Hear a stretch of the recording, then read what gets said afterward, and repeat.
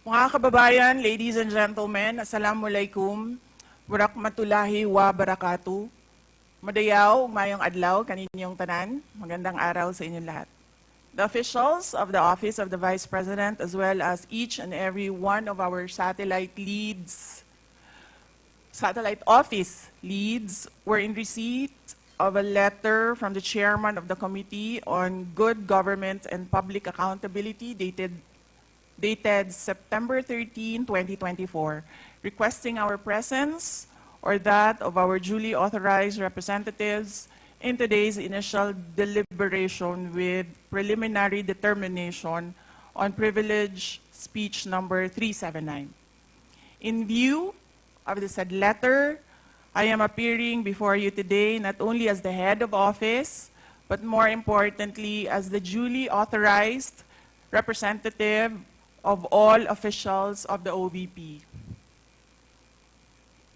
Simply because we have not done anything wrong. There is no misuse of funds. If there are audit findings, we shall gladly respond to them before the Commission on Audit. And if there are legitimate cases to be filed, then we shall gladly respond to them before the appropriate courts. In relation to this, may I just say that I take notice of the opening speeches and nasabi doon, there is a determination of misfeasance, nonfeasance, and malfeasance. And those are cases that should properly be taken in the courts of law. What we are witnessing now is no ordinary legislative inquiry. This exercise is a well-funded and coordinated political attack. This much is evident from the very words of the privileged speech that prompted this inquiry. A speech that simply meant to say, do not vote for Sara on 2028. It is clear to me that this inquiry is not about misused funds, accountability, or governance. Instead, it is solely aimed at discrediting my name and my office to prevent future political contests. I have publicly stated my reasons as to why I've chosen not to defend the OVP's budget proposal for 2025. I have narrated the issues I encountered in previous years, which can easily be confirmed by looking at the NEP, the GAB, and the GAA for fiscal years 2023 and 2024. Further, I have even shared the drama that transpired last year regarding the confidential funds. Hence, just as we have done last year, we again leave the 2025 OVP budget to the pleasure of Congressman Martin Romualdez. I am not asking for any special treatment, nor am I asking you to uphold any tradition. There is no disrespect. All I am saying is that you have the complete freedom to do whatever you wish with the OVP budget. If you feel that all the documentary submissions are not enough, then by all means, huwag kayo magbigay ng budget. Sa totoo lang, hindi naman ang budget ang punteriya ninyo. Dahil napakadali naman magtanggal ng budget. What you are trying to do is make a case for impeachment. Hindi naman ako kakandidato sa nalalapit na eleksyon. Hindi ako namumulitika. Ang ginagawa ko lamang ay ang pagtupad sa aking oath of office at campaign platforms. na trabaho, edukasyon, at mapayapang pamumuhay. Sinabi ko na noon at ilang beses ko nang inulit na hindi ako ang problema ng bayan na ito. Ang totoong problema ng bayan ay kagutuman, kahirapan, illegal na droga, kriminalidad, terorismo, hindi na sapat na healthcare, kalidad ng edukasyon, kawalan ng plano ng infrastruktura para sa disasters, at marami pang iba. So, you may try to destroy me, you can skin me alive, and throw my ashes to the wind. But let it be known, you will find me unbowed. I will continue to serve the Filipino people no matter the personal cost or political intrigue. Having said that, I will not allow myself to be subjected to an inquiry based on an empty privilege speech, just so you can attack me and do indirectly what you failed to do directly during the budget hearings. I therefore request this committee to terminate this inquiry for its clear lack of any proposed legislation or substantive matter for discussion. Shukran.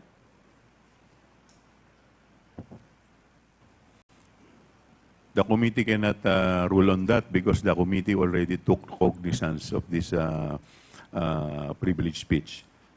Anyway, we will now proceed. Next, we will recognize the representative from COA, Mr. Chair, Congressman Marcoleta. may I please raise a parliamentary inquiry? What is your parliamentary inquiry? Thank you, Mr. Chair. The rules of the committee says that this committee only acquires jurisdiction on matters of nonfeasance, misfeasance, malfeasance. And under Section 2, Mr. Chair of the rules, there should be a prior determination whether or not these malfeasance, nonfeasance, and misfeasance are directly or specifically relating to the persons charged of this. Has this committee made a prior determination of this? And if so, when did it happen? And where is the order specifying that the committee has just reached a prior determination? This is very important, Mr. Chair, because the rules also says that after determining or making a prior determination, this committee will set an order, and that is the only way that this committee acquire jurisdiction over the person's subject matter of this inquiry. And that particular order of prior determination will set out the parameters. If I can make a comparison, Mr. Chair, in regular court, it is called pre-trial order, where the parameters of the inquiry, the presentation of evidence or explanations or allegations are limited to that set of stipulation. So considering, Mr. Chair, and I assume that there is no prior determination, I do not think how we can start the meeting today because we are supposed to observe the rules. I am referring to Section 2 of the rules of this committee, Mr. Chair. Thank you. Thank you. To answer that, Congressman Marcoleta, we have already ruled on the preliminary determination a while ago. Medyo na-late na po kayo. Now, with respect to your inquiry, that if we can proceed with this, considering that this is an investigation of malfeasance, misfeasance, and nonfeasance, let me walk you through